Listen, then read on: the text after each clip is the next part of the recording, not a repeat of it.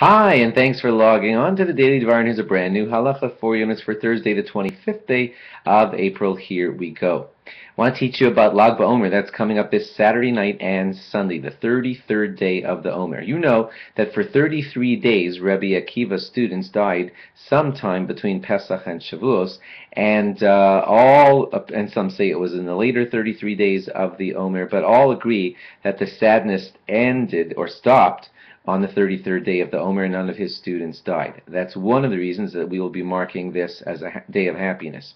Also, very importantly, the great Tana Reb Shimon Bar Yochai, who lived about 2,000 years ago, a little less than 2,000 years ago, he passed away on this day, on the 33rd of the Omer. On the day that he passed away, he revealed great secrets of Jewish mysticism to his students, some of which led to the later forming of the Sefer, that special work called the Zohar, which is like the light of Jewish mysticism. Not that we all study it, it's only for very special people, but it's considered a fiery light of wisdom. And Reb Shimon Bar Yochai revealed it to his students, some of the very important parts of it, on the 33rd of the Omer, on the day that he passed away. And he told his students not to mark it as a sad day, but to mark it as a festive day because of the great Torah that was released to us as he taught it to his students. And therefore, the 33rd of the Omer is marked as a day with bonfires, representing the fire of Torah.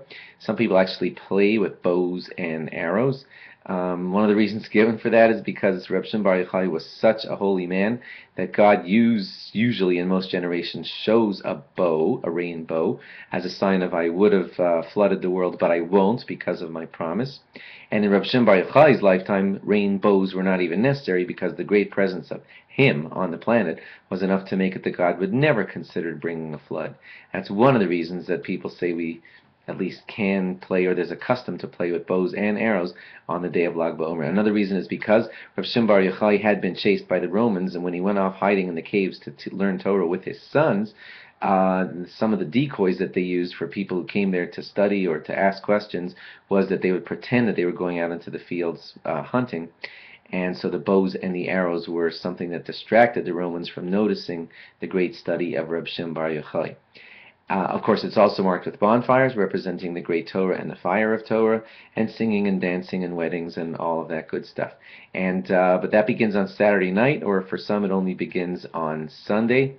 But there is a change in the haircut and shave schedule for all of us, and that is that some people will be taking their shaves and haircuts on Friday, 2 days before Lag BaOmer. We'll discuss that more in tomorrow's halacha. Thanks for logging on. Log on again tomorrow for more. Bye-bye.